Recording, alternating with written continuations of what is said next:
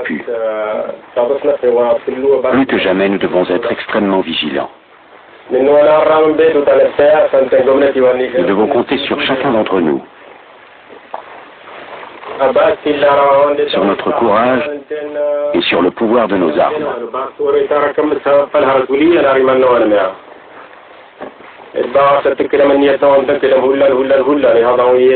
Le peuple Touareg compte sur vous pour le protéger.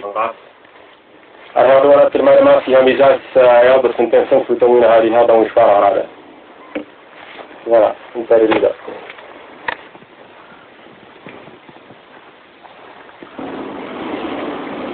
leurs arrières menacés par les militaires du Niger, les Touaregs doivent coûte que coûte forcer leur isolement pour trouver les armes indispensables à la résistance.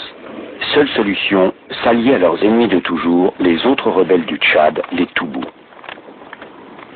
Donc, voilà, le satellite indique 18 degrés 27 nord et 10 degrés 12 est, ce qui nous situe exactement sur ce point-ci. Ce sont les dunes, la grosse concentration de dunes qu'il y a autour de la Ramadette. Le rendez-vous est à 1000 km d'ici, de l'autre côté du Ténéré. La mission est risquée. Pour la mener à bien, Mano Dayak est allé prendre conseil auprès du vieux chef Ebera, son père spirituel.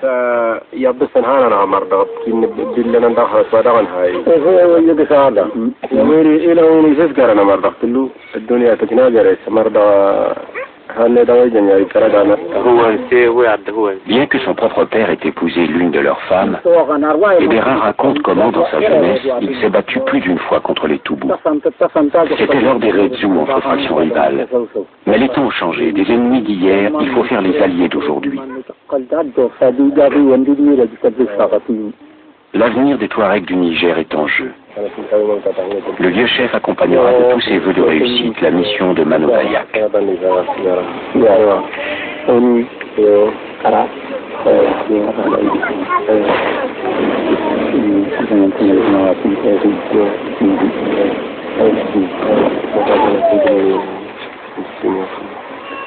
Avec l'heure de se quitter, est venue celle des phrases rituelles. Que Dieu vous protège comme l'écorce protège l'arbre.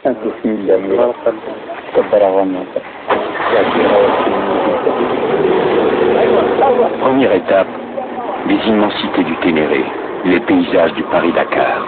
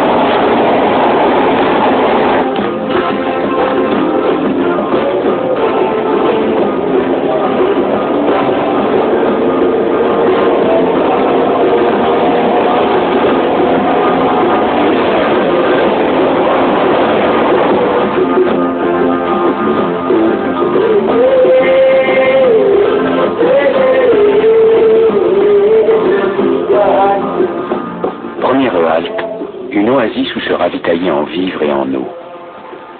Dans le désert, avoir le contrôle des oasis, c'est détenir les clés du pouvoir. Les troupes coloniales françaises l'avaient compris et y avaient élevé des places fortes.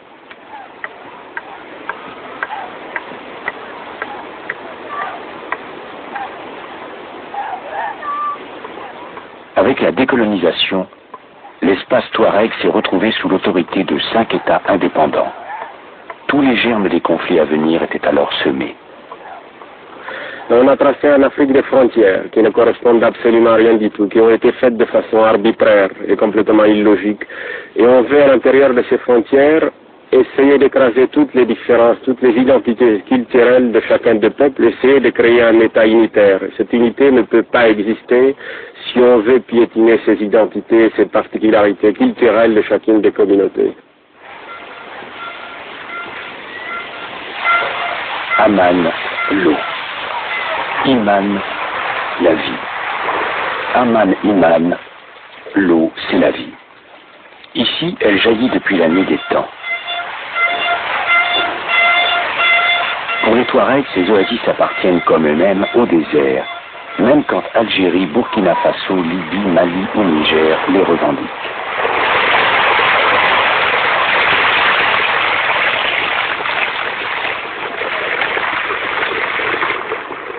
Nous pensons que la rébellion Touareg devrait être une espèce d'avertissement, une espèce de cri d'alarme que les gouvernants africains devraient prendre en compte. Ce qui se passe chez les Touaregs aujourd'hui n'est pas un cas isolé. Le peuple Touareg a été longtemps marginalisé, isolé, écrasé, piétiné, et un jour il a dit « ça suffit », il s'est rébellé. Il a pris les armes pour dire qu'il existe et qu'il doit avoir les mêmes droits que tous les autres peuples.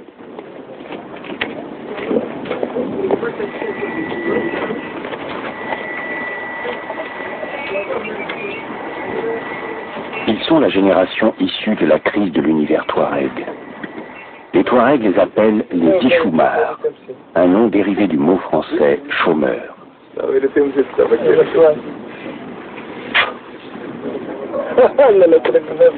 Les Tichoumars sont partis en Libye, surtout à cause de la situation dramatique dans laquelle se trouve le peuple Touareg, notamment après les terribles sécheresses de 1973 et 1984, et aussi à la suite de l'appel de Kadhafi dans tous les Touaregs qui étaient mal accueillis au Niger et au Mali d'aller en Libye.